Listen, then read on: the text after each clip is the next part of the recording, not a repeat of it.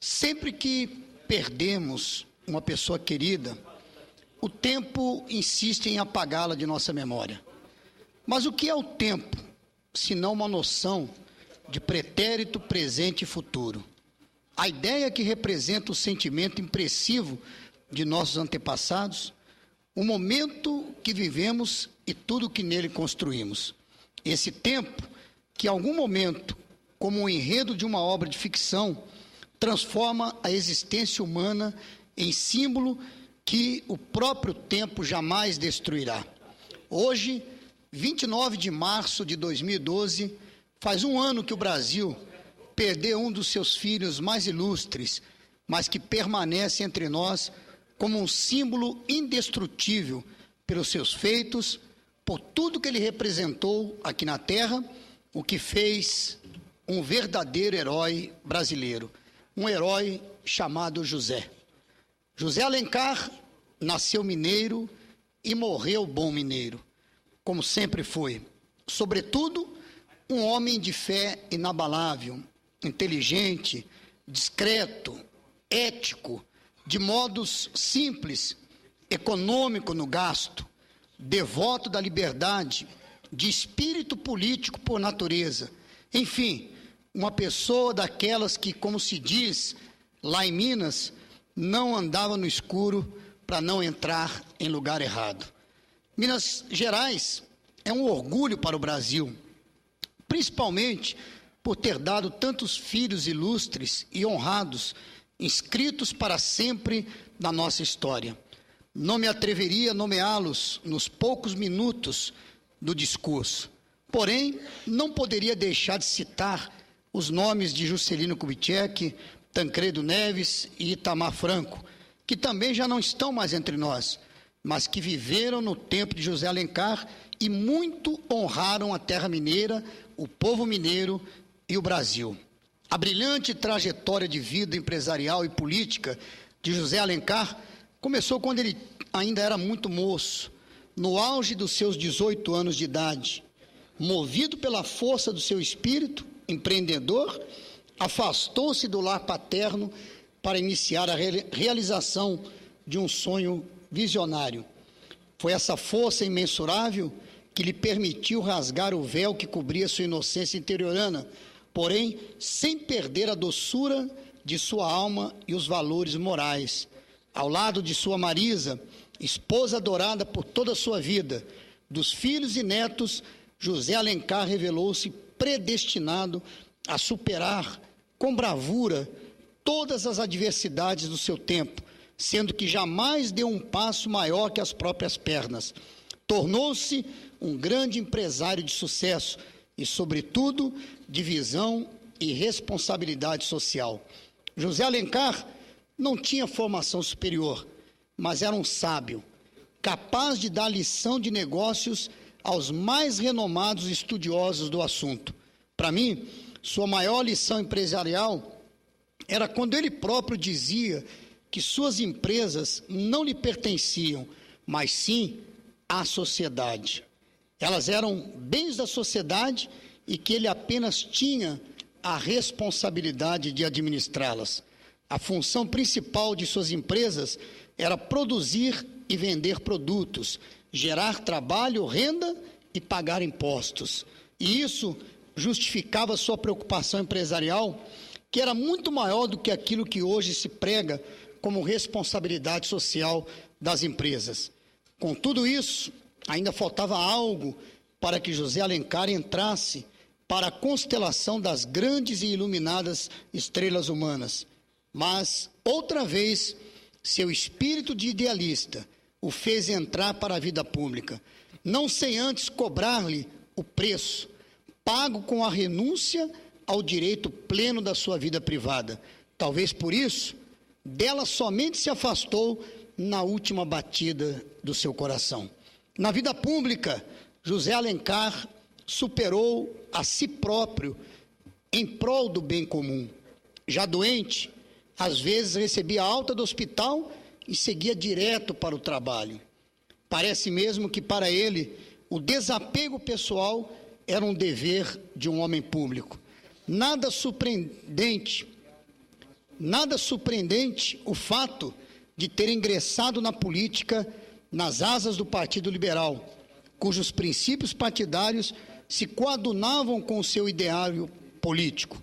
De empresário de sucesso, José Alencar tornou-se senador da República pelo Estado de Minas Gerais entre 1999 e 2002, vice-presidente da República durante os 2 mandatos do governo do presidente Lula, 2003 até 2011, ocasião em que também ocupou o cargo de ministro de Estado da Defesa entre 2004 e 2006.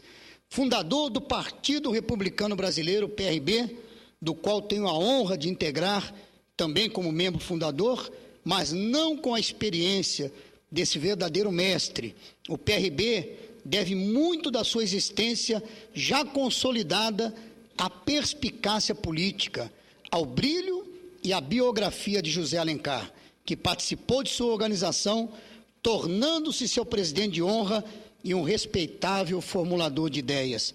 Todos se lembram que a participação de José Alencar na chapa do então candidato Lula, nas eleições de 2002, foi fundamental para a eleição do primeiro presidente da República pertencente ao Partido dos Trabalhadores do Brasil. A junção entre o capital e o trabalho forjou a aliança vitoriosa, superando todo o sentimento de desconfiança que pairava no país. Desde o ano 2000, o câncer travou uma luta incessante contra José Alencar, mas ele jamais se curvou ao mal. Pelo contrário, fortaleceu-se como uma rocha inquebrantável. Ao longo dessa guerra maldita, venceu praticamente todas as batalhas, sem jamais demonstrar desânimo. Mas como em qualquer guerra injusta e injustificada, o inimigo está sempre à espreita e nunca se dá por vencido, e o tempo acaba favorecendo um ataque fatal. Senhor presidente, senhoras e senhores senadores, a arma mais poderosa de José Alencar nessa guerra não foi destruída pelo inimigo, ficou intacta e deve permanecer como um legado, um exemplo de vida para todos os brasileiros. Essa arma tem o nome de otimismo.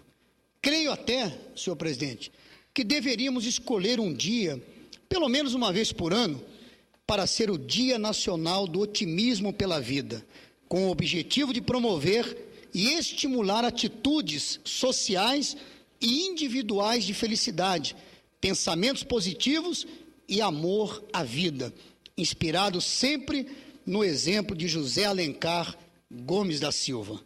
Vejam os senhores, o câncer e outras tantas doenças malignas são a causa de desalento e angústia de milhares de pessoas em todas as faixas etárias. É um mal que parece provir da alma. Tal é a sua capacidade de enfraquecer as forças humanas para o trabalho, de acabar com a esperança e de destruir vidas. E o exemplo de José Alencar, com sua fé, coragem e determinação, mostrou ao Brasil que a esperança tem o significado do otimismo e do amor à vida. A verdade é que ninguém vive sem correr perigo, sem ter que enfrentar obstáculos. Esse é o sentido da superação, que não combina com a fraqueza e nem com o desvio de conduta, mesmo diante do perigo da morte. Concedo a parte à senadora Lídice da Mata. Muito obrigada, senador Eduardo. Só para saudar a Vossa Excelência e também o senador Pedro Simon. Ambos estão saudando de forma absolutamente digna e necessária a figura grandiosa do ex-vice-presidente da República, José de Alencar. Quero parabenizá-lo pelo seu pronunciamento. Obrigado, senadora. Diante das aflições causadas pelas doenças e por todos os problemas que atormentam as pessoas e a sociedade, o otimismo, pelos seus componentes de fé, coragem e determinação, pode ser um remédio que tranquiliza o espírito e ajuda as pessoas a encarar as dificuldades com ânimo e esperança. O otimismo é vital para quem deseja viver plenamente. Mesmo nos momentos difíceis da vida, as pessoas otimistas conseguem mais facilmente alcançar a superação. Quem é otimista nunca perde a esperança de que coisas boas aconteçam. É isso que dá força e anima o espírito para lutar pela vida, mesmo na adversidade. Todo esforço é válido, é útil, é necessário, é positivo. Não só os doentes, mas também as pessoas sadias, os médicos, enfermeiros, todos nós devemos buscar compreender o sentido da fé, da esperança e da compaixão para uma aproximação da nossa condição humana a um modo de viver feliz e de fazer as outras pessoas felizes também. Esse é certamente o melhor remédio para a cura de todos os males. O exemplo de amor à vida, deixado por José Alencar, é uma das coisas mais importantes que aconteceram no nosso país nos últimos tempos. Um valor que não pode jamais ser esquecido. Quero finalizar com uma frase memorável de José Alencar, que bem expressa a simbologia do seu tempo. A vida que não passamos em revista não vale a pena ser vivida. E disse mais, parafraseando o filósofo grego Sócrates, que o pior de todos os perigos é a desonra, coisa que ele temia mais do que a própria morte. Para Zé Alencar, o homem público que perde a condição moral, mesmo em vida, pode se considerar morto, ao passo que o homem que procede corretamente, mesmo depois de morto, continua vivo. Ouso acrescentar que tudo na sua vida valeu a pena. A infância pobre, a saudade dos pais, o cansaço atrás do balcão de sua pequena queimadeira de Caratinga, as renúncias que lhe foram impostas, a esposa amada, os filhos queridos, as empresas que criou para a sociedade, o mandato de senador, o trabalho no Ministério da Defesa, o mandato de vice-presidente da República, a fundação do PRB e até o maldito câncer que lhe tirou a vida para torná-lo estrela, herói, um símbolo indestrutível da nossa história. Eu agradeço, muito obrigado, e gostaria, finalizando, que a data de ontem e a data de hoje, ela tem para mim um simbolismo muito forte. Hoje é o aniversário da morte de Zé Alencar, e ontem recebemos a notícia da cura do presidente Lula do seu câncer. Quer dizer, ele enfrentando a mesma luta que enfrentou Zé Alencar.